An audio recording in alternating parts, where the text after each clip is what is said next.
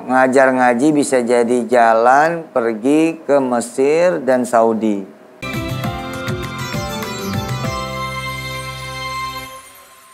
Alhamdulillah pemirsa, masih bersama kami di Nikmati Sedekah. Insya Allah banyak berkah. Oke, kita langsung lanjut lagi kali ya. Iya, akhirnya cita-cita seseorang itu akan tercapai Kak, dengan izin Allah jika benar-benar ada ikhtiar. Iya, betul. Ada usaha, ada kegigihan, pantang menyerah. Iya. Terus kemudian terus-menerus berdoa kepada Allah Subhanahu wa taala. Mas Amin, akhirnya jadi ya ke Mesir ya? Ya, alhamdulillah. Masya Allah. Ternyata ketika memutuskan untuk mesantren lagi, untuk berinteraksi dengan Al-Quran lagi, ternyata Allah membukakan jalan cita-cita yang waktu itu memang sudah gak ada di benak saya, Ustaz. Udah gak kepikiran lah kuliah ke sana, soalnya usia juga udah lewat kan. Masuk pesantren, ternyata Allah berikan jalannya ketika itu, Masya Allah. Masya Allah. Nah, waktu ke Mesir katanya pindah ke Madinah.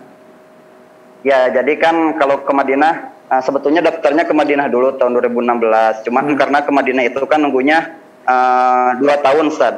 Kalau ke Mesir, tahun itu daftar, tahun itu keluar pengumuman. Jadi 2016 daftar ke Madinah. Tahun 2017 juga mencoba ikhtiar lagi daftar ke Mesir. 3 bulan keluar hasilnya, alhamdulillah bisa berangkat. Tapi memang programnya yang ke Mesir non beasiswa. Ya ikhtiar kesana kesini sama keluarga, ngobrol juga, ya alhamdulillah bisa berangkat gitu. Nah ketika sudah di Mesir, pengumuman yang dari Madinah keluar, dan alhamdulillah nama saya tercantum di pengumumannya, Ustaz. Masya Allah, di Universitas Islam Madinah. Ya Ustaz. Luar biasa. Ini sekarang di mana ya Mas Amin? Sekarang di Bandung, Ustaz. Oh, udah di Bandung lagi. Ya. Udah selesai kuliahnya berarti ya? Belum mesti. Masih baru semester 6. Oh, baru semester belum, 6. Ya. Jadi kuliahnya sekarang alhamdulillah 2 semester sudah berjalan online, Ustaz. Berarti bisa jualan juga dong di Indonesia. Mas Amin, ada korelasi nggak dengan sedekah gitu? Kalau saya kan memang dulu kalau dibilang uang punya atau gak punya ya pas-pasan lah gitu, Ustaz. Cuman saya selalu istilahnya menyedekahkan waktu saya dimanapun saya gitu, ngajarin anak-anak ngaji gitu. Nah, jadi bener. Jadi kalau sedekah uang dulu mah gak bisa gitu, Ustaz. Ya apa yang bisa saya lakukan yaitu yang saya lakukan gitu. Di antaranya sedekah ngajar ngaji. Ya gitu, Ustaz. Ngajar ngaji bisa jadi jalan pergi ke Mesir dan Saudi, ke Al-Azhar dan ke Universitas Islam Madinah. Luar biasa ya.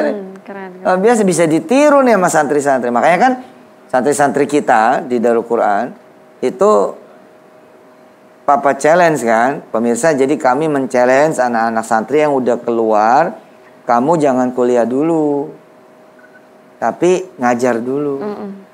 Ngasuh adik-adik kamu dulu, ngebimbing adik-adik kamu dulu. Namanya itu pengabdian. Jadi ada santri pengabdian 1 tahun.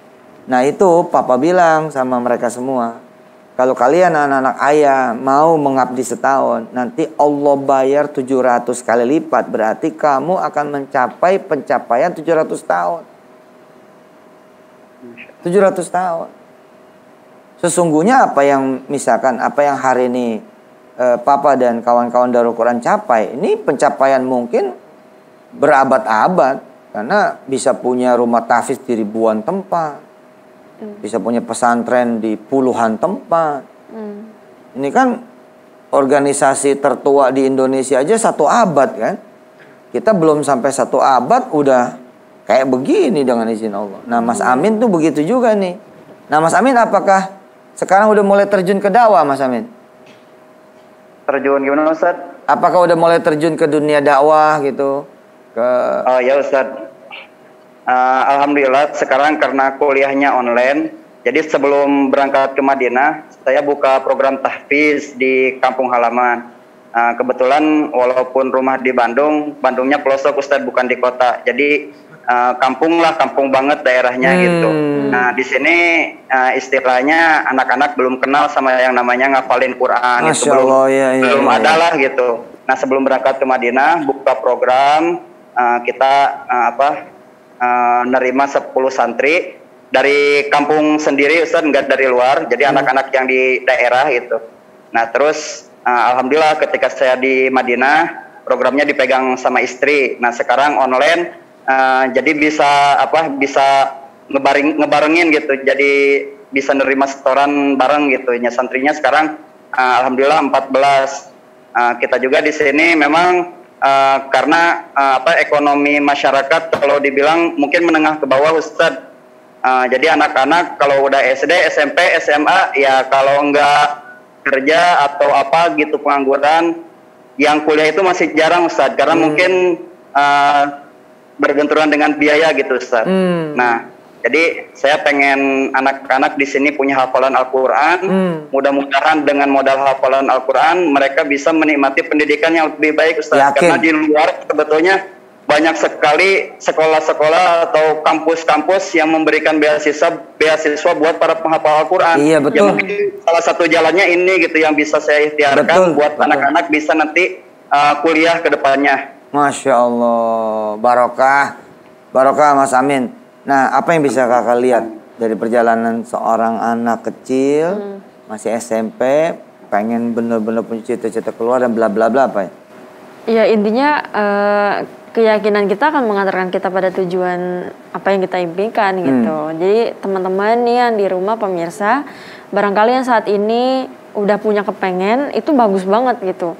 Jadi munculin kemauan, munculin rasa pengen, munculin rasa mau. Itu sesuatu yang mahal. Tinggal kita terusin lagi apa yang menjadi ikhtiarnya gitu. Nah, jalan ikhtiar itu kan ada banyak. Dengan bersedekah salah satunya, kemudian berbuat baik ke orang atau ngelakuin apalah gitu. Yang intinya kebaikan itu akan menambah istilahnya nambah kekuatan kita untuk bisa mencapai ke sana gitu. Nah, Mas Amin, motivasiin dong santri-santri dan anak-anak Indonesia yang hari ini melihat tayangan ini bersama orang tuanya, bahwa apapun cita-citanya tuh nggak ada urusan sama duit, sama orang tua, keadaan ekonomi dan lain sebagainya, dan apa ya kemudian yang bisa mengantarkan anak-anak Indonesia, santri-santri khususnya untuk bisa mencapai cita-citanya. Silakan. Kalau motivasi mungkin saya mau mengambil dari sebuah hadis Ustaz. Hadis yang diriwayatkan oleh Imam Tirmizi, hadis qudsi. Kalau Rasulullah sallallahu alaihi wasallam, Allah Subhanahu wa taala yaqul, man syaghalahul Qur'an wa dzikri an mas'alati a'taituhu afdalu ma u'tiyasailin. Jadi Allah Subhanahu wa taala berfirman dalam hadis qudsinya, walaupun memang hadis ini para ulama ada yang mengatakan dhaif, ada juga yang mengatakan hasan gharib, tapi gak apa-apa kita ngambil fadilahnya. Fadilah amal ya. Jadi ini perbandingan antara dua amalan yang baik Ustaz. Yang pertama yaitu menyibukkan diri dengan Al-Qur'an dan zikir kepada Allah. Yang kedua berdoa. Jadi kan dua-duanya baik gitu. Tapi Allah mengatakan barang siapa yang menyibukkan dirinya dengan Al-Quran dan mengingat kepadaku dibandingkan dengan orang yang sibuk berdoa. Aku akan memberikan kepada orang yang menyibukkan dirinya dengan Al-Quran itu afdalu ma'utiyasailin. Lebih baik dari apa yang aku berikan kepada orang-orang yang berdoa gitu. Yang menyibukkan diri dengan Al-Quran ini bermacam-macam, mulai dari mempelajarinya, mulai dari kemudian membacanya juga, kemudian juga mengajarkannya, mengamalkannya, tilawah, banyak gitu interaksi. Pokoknya terkait sama Quran gitu ya. Al-Quran dengan Al-Quran, ya itu Ustaz. Jadi kalau nyibukin diri dengan Quran apapun bentuknya, ngaji, terus apalagi Ustaz? Belajar, kemudian membacanya, mengajarkannya, apalagi mengamalkannya, itu bakal dapat lebih daripada orang yang berdoa. Ya, gitu ya. Jadi Allah bakal ngasih lebih daripada orang yang berdoa. yang sibuk berdoa gitu. Jadi Yang perbandingannya sibuk berdoa. antara orang yang sibuk dengan Al-Quran dengan sibuk berdoa. Sibuk berdoa juga bagus Ustaz gitu Ustaz. Tapi perbandingannya orang yang sibuk dengan Al-Quran itu Allah akan memberikan afdal. Afdal di sini memang perbandingan, jangan dilihat di dunia mungkin secara materi, tapi itu dia sibuk dengan Al-Quran, ekonominya biasa-biasa aja, tapi di akhirat insya Allah afdal gitu. Iya, dan nggak juga ada cerita akhirat kan, itu kan cerita dunia juga toh. Iya, iya, dunia akhirat iya. insya Allah. Iya, saya ingat ini juga, saya ingat pemirsa ketika saya punya utang banyak. Ketika saya punya utang banyak itu, saya melamar ke Allah memang. Jadi saya memang ngelamar pakai statement, pakai kata-kata. Oke dah, saya hafalin Quran gitu.